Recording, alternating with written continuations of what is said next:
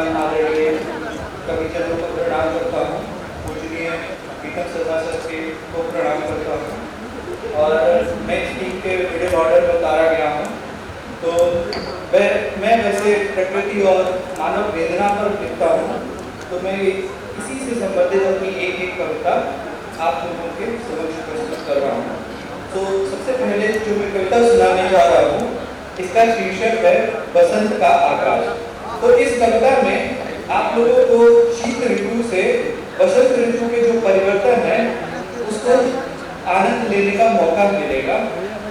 तो सीख करता हूँ कविता बसंत का आकाश।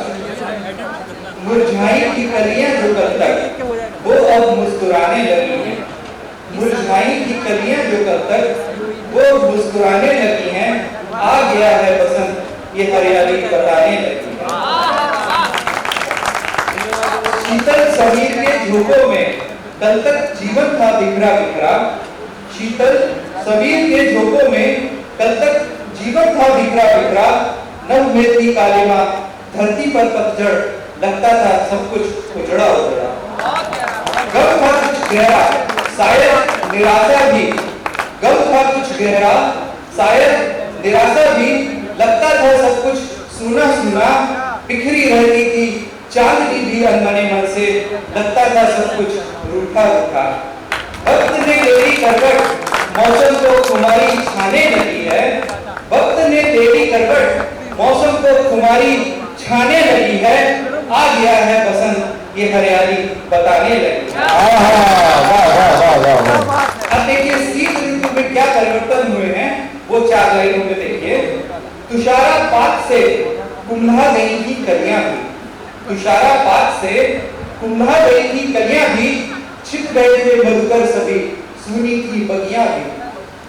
पंछियों की चहचहाहट नहीं कहीं, सूनी थी डालियां भी, मानो वृक्षों ने त्याग दिए हो पात वस्त्र, सूख गई थी टहनियां सभी। पेड़ों से झांकती नई कोयलें, घोंसलों से कोयल मीठे गीत गाने लगी है, पेड़ों से झांकती नई कोयलें, घोंसलों से कोयल मीठे गीत गाने लगी है, आ गया है बसंत ये हरियाली बताने लगी है। 4 लाइनों में मैं आपको बनारस की भी यात्रा करा देता हूँ। बनारस हमारी आस्था और संस्कृति का केंद्र है। तो गम कुछ गहरा था, ये बनारस की खामोश गलियां बयां कर रही थी। गम कुछ गहरा था, ये बनारस की खामोश गलियां बयां कर रही थी। शोर नहीं था वैसा घंटे घड़ियालों का, मंदिरों की खाली सीढ़ियां भी कुछ इशारा कर रही थी। कहां गए वो भिक्षुजन जिनके कोलाहल से यहाँ रौनक रहती थी, कहां गए वो भिक्षुजन जिनके कोलाहल से यहाँ रौनक रहती थी। खाली पड़े हैं घाट सभी जहाँ उषा और चांदनी अटकेलियां करती थी। खुल गए मंदिरों के पट फेरी वाले की आवाज अब गली से आने लगी है, खुल गए मंदिरों के पट फेरी वाले की आवाज अब गली से आने लगी है, आ गया है बसंत ये हरियाली बताने लगी है। मुरझाई की कलियां जो कल तक वो मुस्कुराने लगी हैं, आ गया है बसंत ये हरियाली बताने लगी है। एक मेरी और अंतिम कविता सुनाना चाहता हूँ। जैसे अभी आप लोग हमारे कवि को सुन रहे थे, हमारे रसिक जी हैं खुशबू मैम के बीच के सब बात को सुन रहे थे। तो हम हमेशा देखते हैं कि कवि जो सबको प्रसन्न करता है, सबका मन आनंदित करता है, मन मोह लेता है, लेकिन कवि के दिल की भी एक पीड़ा होती है और उसके जीवन में भी कभी एक ऐसा मोड़ आता है जहाँ पर उसके मन में बहुत कुछ है, वो लिखना चाहता है लेकिन वो लिख नहीं पाता है। उस वेदना को, कवि की उस पीड़ा को मैंने अपनी कविता में बांधने की कोशिश की है, जिसका शीर्षक है खाली प्रश्न। तो खाली प्रश्न पर जब जब कलम उठाता हूँ, क्षुब्ध मन से अनायासी जाने क्यों रुक जाता हूँ। खाली प्रश्न पर जब जब कलम उठाता हूँ, क्षुब्ध मन से अनायासी जाने क्यों रुक जाता हूँ। गंभीरता को खोता देख अंदर से सच्चा जाता हूँ, मन में है बहुत कुछ फिर भी जाने क्यों रुक जाता हूँ। आगे की मैंने लाइनों में ये बताया कि कभी लिखना क्या चाहता है, तो वो देखिए। अविरल गति से दिल को भाए ऐसा गान मुझे लिखना है, अविरल गति से दिल को भाए ऐसा गान मुझे लिखना है, सावन के रिमझिम होने का श्रृंगार मुझे लिखना है, सबों में हो साज का जादू वो तार मुझे लिखना है, धड़कन बढ़ती देख जाने क्यों डर जाता हूँ, खाली प्रश्न पर जब कदम उठाता हूँ।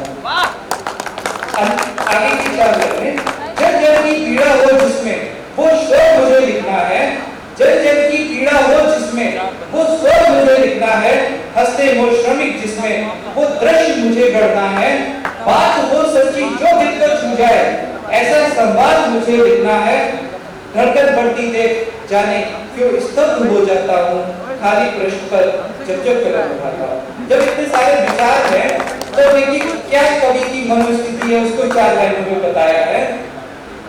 महसूस हो रही एक नई पीड़ा तन में, महसूस हो रही एक नई पीड़ा तन में, विचार कांटों से चुभ रहे अब मन में, संभला सा लग रहा मैं शायद अब कुछ व्यक्त करने में, समर्थता के इस क्षण में भी जाने क्यों घबराता हूँ, खाली प्रश्न पर जब कदम उठाता हूँ।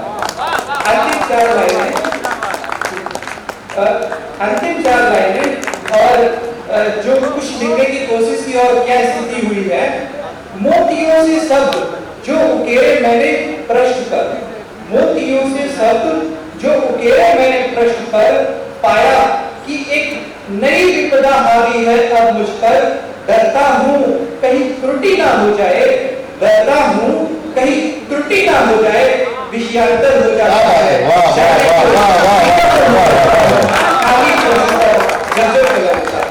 धन्यवाद।